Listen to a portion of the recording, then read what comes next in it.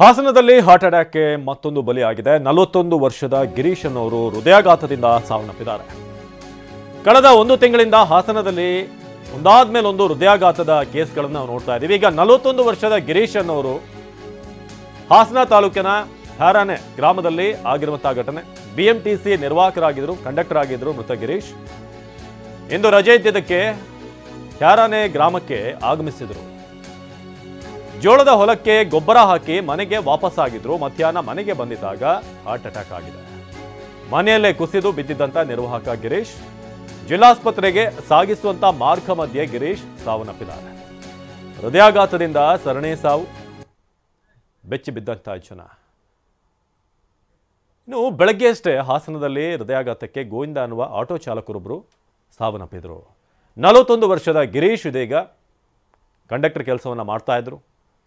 ಇವತ್ತು ಒಂದೇ ದಿನ ಇಬ್ಬರು, ನೀವು ನೋಡ್ತಾ ಇರೋದು ಇಬ್ಬರೂ ಕೂಡ ಹಾಸನದವ್ರು ಅನ್ನೋದು ಇಲ್ಲಿ ನಾವು ಗಮನಿಸಬೇಕಾದಂಥ ವಿಚಾರ.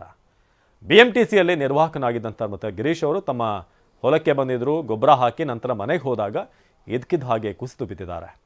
ಇದು ರಜೆ ಇತ್ತು, ಹಾಗಾಗಿ ತಮ್ಮ ಗ್ರಾಮಕ್ಕೆ ಬಂದಿದ್ದರು. ಹೃದಯಾಘಾತಕ್ಕೆ ಬಲಿಯಾದಂಥ ಇಬ್ಬರು, ಒಬ್ಬರು ಗೋವಿಂದ ಅನ್ನುವ ಆಟೋ ಚಾಲಕರು, ಮತ್ತೊಬ್ಬರು ಕಂಡಕ್ಟರ್ ನಿರ್ವಾಹಕರು. ಮನೆಯಲ್ಲೇ ಕುಸಿದು ಬಿದ್ದು ನಿರ್ವಾಹಕ ಗಿರೀಶ್ ಈಗಷ್ಟೇ ಲಭ್ಯವಾಗ್ತಿರುವಂಥ ಅಪ್ಡೇಟ್ ಇದು. ಒಂದೇ ದಿನ ಇಬ್ಬರು ಜಿಲ್ಲಾಸ್ಪತ್ರೆಗೆ ಸಾಗಿಸುವಂಥ ಮಾರ್ಗ ಮಧ್ಯದಲ್ಲಿ ಗಿರೀಶ್ ಅವರು ಸಾವನ್ನಪ್ಪಿದ್ದಾರೆ. ಸೊ ಕಳೆದ 39 ದಿನದಲ್ಲಿ ನಾವು ನೋಡ್ತಾ ಇದ್ದೀವಿ ಸುಮಾರು 18ಕ್ಕೂ ಹೆಚ್ಚು ಕೇಸ್ಗಳು ಕಂಡುಬಂದಿವೆ.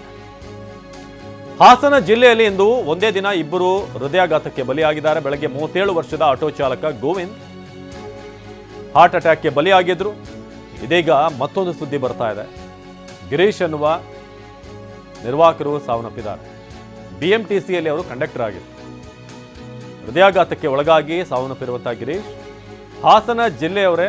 ಕಳೆದ 38 ದಿನದಲ್ಲಿ 17 ಮಂದಿ ಸಾವನ್ನಪ್ಪಿದ್ದಾರೆ. ಸರಣಿ ಹೃದಯಾಘಾತದಿಂದ ಬೆಚ್ಚಿ ಬಿದ್ದಂಥ ಹಾಸನ ಜಿಲ್ಲೆಯ ಜನ. ಅದು ಕೂಡ ಇವತ್ತು ಇಬ್ಬರು, ಬೆಳಗ್ಗೆ ಒಬ್ಬರು ಆಟೋ ಚಾಲಕರು 37 ವರ್ಷ, ಸಾಯುವಂಥ ವಯಸ್ಸೇನಲ್ಲ, ಗಟ್ಮುಟ್ಟಾಗಿದ್ದರು. ಇನ್ನೊಂದು ಕಡೆ ನಾವು ನೋಡ್ತಾ ಇದ್ದೀವಿ ಈಗ ಗಿರೀಶ್ ಅನ್ನುವ BMTC ಕಂಡಕ್ಟರ್ 41 ವರ್ಷ.